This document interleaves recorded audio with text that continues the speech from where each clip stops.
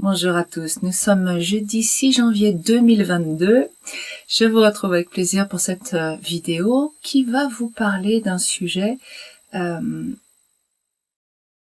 Qu'est-ce que votre vue, votre voix vous révèle à vous-même, révèle de vous-même? C'est vraiment, j'en prends conscience pour moi, j'en prends conscience aussi sur ce que je vois des gens autour de moi, donc j'ai envie de vous partager ça. En vous rappelant petit aparté que samedi prochain on se retrouve à 11h dans la joie pour une vidéo interactive en live. 11h, alors 11h30, dernier délai, je clôture la vidéo. Et surtout, la durée de cette vidéo dépendra des réponses en face, puisque je la voudrais interactive. S'il y a personne en face, ça sera très très court. Voilà, mais s'il y a du monde, ça sera merveilleux de pouvoir partager et répondre à vos questions, parce que j'espère que vous aurez des retours à me faire. Je vous dis donc à la semaine prochaine. En attendant, qu'est-ce que la vue et la voix révèlent? Il faut bien comprendre que cette voix, son timbre, la façon de parler, le phrasé, la hauteur de ma voix, toutes les caractéristiques de cette voix parlée et la voix chantée, sont la manifestation extérieure de ce que je suis à l'intérieur. C'est une vibration. La parole, le son, la parole crée, c'est un son. Au commencement fut le son, ou fut le verbe, mais le verbe est un son. Au commencement est une vibration. Et il y a quelque chose de très créateur dans cette parole. Je vais revenir là-dessus. Et la vue, c'est aussi la matérialisation de comment nous percevons le monde. Donc, qu'est-ce que ça raconte sur nous, tout ça? Je vais commencer par la vue. Et si j'oublie de démarrer le chrono, c'est moins bien. Je vais commencer par la vue. J'ai réalisé quelque chose d'assez étonnant, c'est que ma vue était en train de s'améliorer. Mais comment est-ce possible? Il y a encore une dizaine d'années, je dirais, vers la quarantaine, j'avais une vue de loin supérieure à la normale et même supérieure au tableau. C'est-à-dire que, vous savez, on dit 10 sur 10, mais ce que vous ne savez peut-être pas, c'est qu'on peut aller plus loin. Généralement, les opticiens s'arrêtent à 10, mais on peut aller jusqu'à 15. Le tableau va jusqu'à 15. Donc, la petitesse des lettres va jusqu'à 15. Et il y a 10 ans, sans lunettes, à 15, je voyais encore très clair. Il aurait fallu encore d'écrans supplémentaires. Donc, qu'est-ce que ça nous révèle? Ça nous révèle que j'ai naturellement une vue perçante de loin. Ce qui est totalement logique et cohérent dans ma vie, puisque j'ai cette capacité à prendre du recul, donc voir les choses de loin avec acuité.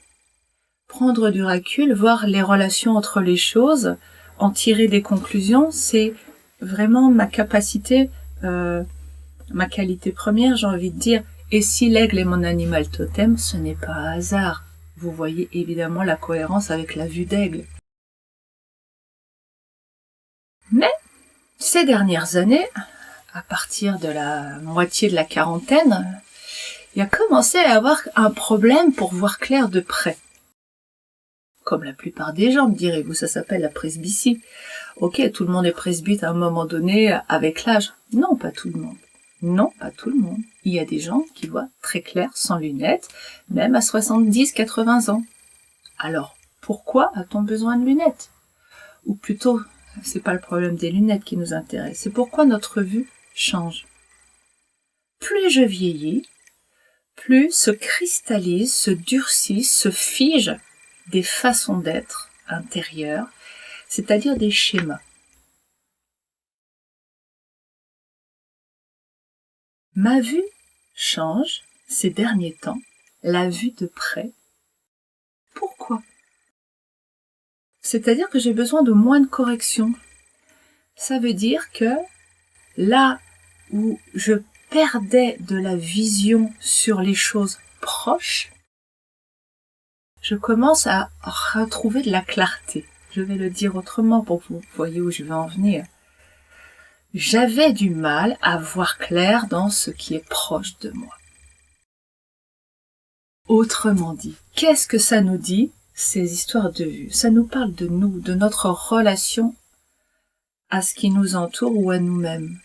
Quand j'ai un problème de vue proche, quand je ne vois pas ce qui est sous mon nez, je ne vois pas ce qui est sous mon nez. Je ne vois pas ce qui me concerne. Pourquoi Sandrine, et je parle de moi comme d'habitude parce que ça vous donne un exemple, pourquoi Sandrine, elle a du mal à voir ce qu'il y a sous son nez? Parce que Sandrine, elle regarde toujours au loin. Parce que j'ai vraiment eu ce conditionnement de pas s'occuper de moi, de penser aux autres. Et ça, ce conditionnement qui fait que ça touche donc énormément de personnes à la surface de cette terre, hein, ce problème de vue proche en vieillissant. On dit c'est la courbure du cristallin. Mais la courbure du cristallin n'est que la matérialisation d'une façon de regarder le monde. Donc quand j'ai du mal à voir de près, ça veut dire que j'ai du mal à porter attention à ce qui me concerne. Et vous en avez juste la cristallisation, c'est amusant pour cristallin, mais la cristallisation dans la matière, la preuve que pourquoi ma vie s'améliore. Ça veut pas dire que je vois sans lunettes quand je lis un bouquin, à l'heure actuelle. Mais en tout cas, il y a eu une régression de mes problèmes de lecture, enfin en tout cas de besoin de moins de correction. Parce que je commence de plus en plus, là, il y a vraiment une transmutation, il y a un changement profond à l'intérieur de moi, qui va encore demander du temps, mais il y a un chemin là qui s'est ouvert, avec tout le travail qui a été fait, où je commence à me regarder ici, à me regarder avec la même bienveillance que j'accorde aux autres. Où je commence à m'autoriser à prendre de la liberté ou à prendre soin de moi, à m'arrêter quand je suis fatiguée, à repousser, à ne pas m'occuper du résultat, mais à m'occuper du comment je voyage. C'est ce que je vous partage ces derniers temps. Et en m'occupant du comment je voyage, je m'aperçois que ma vue s'améliore. Ben évidemment, ça n'est que la transposition de ce qui est à l'intérieur de moi. Autrement dit, si vous avez des problèmes de vue, suivant les types de problèmes de vue que vous avez, c'est lié à un rapport au monde, intérieur, extérieur. C'est le regard que vous portez sur ce qui vous entoure. Quand on est astigmate, si je ne me trompe pas, parce que j'ai eu à un moment donné ce problème-là, qui a complètement disparu, c'est une déformation des contours, une formation de ce qui fait les extérieurs. Cette déformation, enfin pas que ce qui fait l'extérieur d'ailleurs, je crois, cette déformation, voilà, comme son nom l'indique, il y a une déformation. Donc on voit les choses d'une façon différente de ce qu'elles apparaissent aux autres. C'est-à-dire que nous avons à l'intérieur de nous un filtre qui déforme la réalité, sachant que la réalité n'existe pas, on est bien d'accord. Mais en tout cas, qui trouble notre regard. Je me souviens que j'avais du mal à voir les verticales, et elles étaient légèrement courbes. Alors pour un peintre, je vous dis pas la galère. Donc, ça veut dire qu'effectivement, il y a un mode de pensée à ce moment-là qui fait que l'on n'arrive pas à se connecter à ce qui est en face, mais plutôt qu'on est filtré nettement par des schémas mentaux, etc., etc.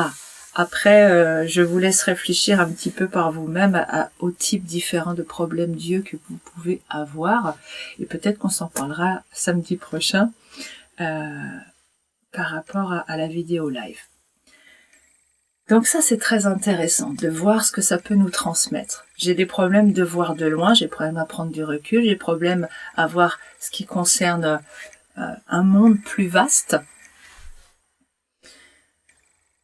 Ok, la voix. Je passe à la voix, parce que je ne voudrais pas faire une vidéo très longue aujourd'hui. Je passe à la voix. La voix, elle est vraiment, c'est très impressionnant, parce que je donne des cours de chant, c'est très impressionnant de voir comme certaines personnes peuvent chanter faux. Vous allez dire, oh bah oui, mais chanter, c'est dur, chanter juste, chanter gna gna gna. Je ne chante pas juste. Hein. J'ai des passages parfois où c'est presque juste, et il y a des moments, c'est aux alentours du juste, et il y a des moments, c'est pratiquement faux. Déjà, la voix fluctue. La voix fluctue. C'est intéressant. Nous ne sommes jamais dans un état de stabilité totale. Sinon, on ne serait pas humain. Je veux dire par là que ça monte, ça descend, ça inspire, ça expire, ça fluctue. Et ça fait partie de la vie.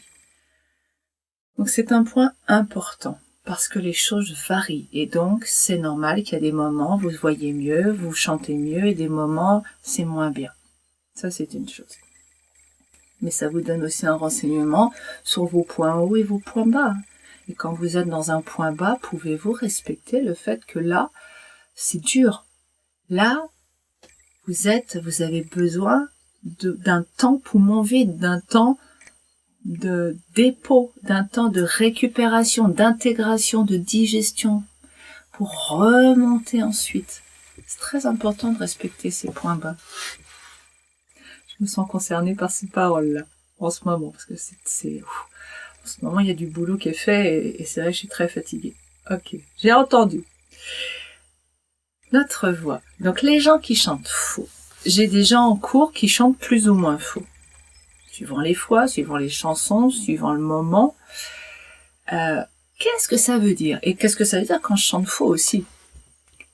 Ça veut dire tout simplement, comme d'habitude, ce que je dis n'est pas la vérité, c'est mon angle de vue. Hein. Quelqu'un vous dira l'inverse. Mais dans mon angle de vue, sur ce que j'observe, ce que je ressens, j'observe que plus je m'écoute, plus ma vue s'améliore, ma vue proche, et plus je chante juste. Oh, délire! C'est vraiment, chanter juste, c'est entendre, mettre en relation ce que j'aimais avec l'écoute. Il y a une résonance osseuse à l'intérieur et il y a aussi une guidance par l'oreille droite en particulier, qui est l'oreille directrice. Donc, quand je n'arrive pas à entendre précisément, qu'est-ce que ça nous dit? Ça nous dit que je ne m'écoute pas. Et quand je questionne ces personnes un petit peu sur leur vie en général, on a clairement l'illustration de ce côté je m'écoute pas. Ce sont des gens qui sont dans faire plaisir aux autres, être au service de l'autre, faire de leur mieux, travailler dur. Et c'est vraiment flagrant. Les personnes dont la voix fluctue un peu plus, ce sont des gens qui essaient de s'écouter et qui pourtant ont souvent du mal. Parce qu'il y a des croyances limitantes, bien sûr, qui les en empêchent. Et donc, parfois, on n'y arrive pas. Cette voix, elle est vraiment aussi révélatrice. Donc, nous avons vu, elle est révélatrice de l'écoute que j'ai pour moi. Elle est aussi révélatrice des droits que je me donne. Parce que les droits fondamentaux, c'est le droit d'aimer et le droit de respirer. Ils sont vraiment ensemble, parce que ne croyez pas qu'on peut survivre sans aimer. Survivre sans aimer, ça veut dire qu'on bascule, au lieu de recevoir notre énergie de la source, on bascule dans un pompage les uns des autres. Mais c'est comme si on disait, je n'ai pas le droit de respirer, et dans ce cas-là, je prends un respirateur. Mais vous êtes obligé d'avoir de l'énergie pour vivre. Et la respiration et l'amour, ce sont les deux états d'énergie différents, mais c'est de l'énergie à la base. Je vais pas m'étendre là-dessus. Donc, nous avons besoin d'énergie. Pourquoi je vous parle d'amour, de respiration, d'énergie? Parce que pour chanter, vous avez besoin de respirer. Et là, nous avons aussi très clairement l'illustration de la façon dont vous respirez. C'est-à-dire que si vous ne vous laissez pas non plus le droit de respirer dans la vie quotidienne, il est possible que vous ayez peu d'air dans les poumons, et surtout parce qu'il faut pas croire que c'est forcément petite capacité pulmonaire, petite durée de la note au chant. En fait, ce sont deux choses assez différentes. On peut avoir des poumons développés et ne pas avoir la capacité de tenir longtemps une note parce que il y a quelque chose qui se resserre au niveau de la gorge. Et pourquoi il y a quelque chose qui se resserre? Parce qu'il y a la peur d'exprimer, la peur d'être, la peur de faire entendre sa voix au sens propre et figuré. Montrer qui on est. C'est pour ça que le chant n'est pas si simple comme la danse, se montrer à l'autre. On est dans de l'art, c'est-à-dire l'émanation de qui on est, montrer à l'extérieur de soi qui on est. C'est toute la beauté de l'art. C'est cette vulnérabilité acceptée, le risque de déplaire et en même temps ce courage et cette volonté d'offrir au monde notre propre vibration. Et c'est aussi cette opposition que nous avons à l'intérieur de nous entre l'envie de danser, c'est tellement naturel. Un petit enfant, vous avez vu des enfants petits, on met de la musique, ils sont en train de bouger comme ça, ils se demandent pas si c'est beau ou pas beau, bien ou pas bien, ils bougent leur corps, ils sont contents. Ils sont contents. Et c'est tout. Eux sont contents. Mais 10 ans plus tard, c'est « Oh, trop la honte, attends, il y a des gens qui me regardent, non, je vais pas bouger. » Ou alors, comme dans la vidéo, et tous ensemble. Et encore 10 ans plus tard, ça change. Ça change juste par rapport à cet endoctrinement que nous recevons, qui nous lie au regard des autres et qui nous fait vivre dans la peur du jugement des autres. Donc la voix, c'est l'expression de soi aussi, c'est respirer. Comment je peux respirer dans ma vie? Est-ce que j'ai le droit? Est-ce que cela est facile pour moi? Ou est-ce que je dois lutter pour faire sortir ma voix? Donc les gens qui n'arrivent pas à chanter fort, je ne me donne pas le droit de faire trop de bruit, c'est aussi la peur de vivre trop fort. Tout ça, c'est des peurs par rapport à des interdits.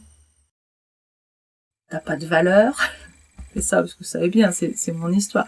T'as pas de valeur, t'es pas intéressante, on veut pas de toi, donc pouf! La voix, elle ne peut pas jaillir et s'exprimer haut et clair.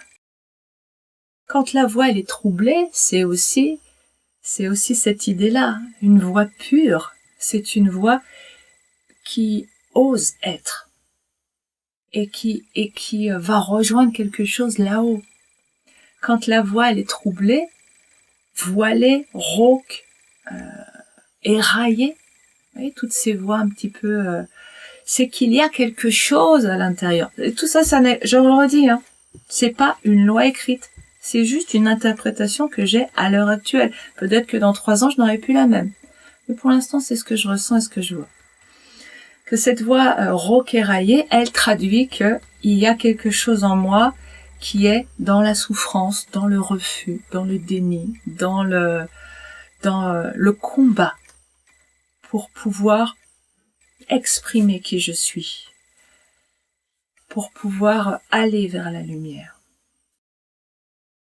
Soit la respiration, donc, soit c'est un problème de respiration. Pouvoir respirer en cadence, sans s'étouffer. Si on est troublé dans le rythme de sa respiration, quand on a un rythme qui est imposé, y compris quand on court d'ailleurs, quand on change son rythme respiratoire, si on ne retrouve pas une aisance, ça veut dire que dès qu'on sort des schémas qui nous permettent de respirer, ou plutôt qui nous obligent à respirer de telle façon, on est perdu. Et on est en difficulté. Ça, c'est intéressant. La deuxième chose, c'est la justesse de la voix, l'écoute de soi. La troisième chose, c'est l'expression de qui on est par la qualité de la voix. à quel point et de quelle façon je m'autorise à être moi-même. Et il y a un quatrième point sur lequel je peux venir vous donner quelques mots, c'est sûr, je remarque aussi, puisque j'anime du chant d'ensemble, c'est-à-dire où plusieurs personnes chantent ensemble, à quel point c'est difficile pour certains de garder une ligne musicale quand les autres ne chantent pas exactement pareil. Autrement dit, si quelqu'un chante une voix et que l'autre fait un accompagnement, il y en a un des deux, celui qui a du mal à garder sa ligne quand il est tout seul, quand il est avec quelqu'un, qui va se paumer. Vous le savez peut-être, vous chantez, puis quelqu'un se met à chanter avec vous, mais un tout petit peu différemment, et vous êtes tout perdu. Qu'est-ce que ça veut dire, ça? Ça veut dire, évidemment, que quand vous êtes seul, vous arrivez à entendre votre voix et à rester en harmonie avec vous-même. Mais par contre, quand il y a quelqu'un, hop, vous vous décentrez et vous allez écouter ce que fait l'autre, en quittant votre harmonie. Vous avez là l'illustration de notre conditionnement. Je vous souhaite une très belle semaine. Je vous dis donc à la semaine prochaine, samedi 11h, samedi 15 à 11h pour la vidéo interactive en live. J'espère que vous serez au rendez-vous et je vous dis donc belle semaine et à bientôt. Au revoir.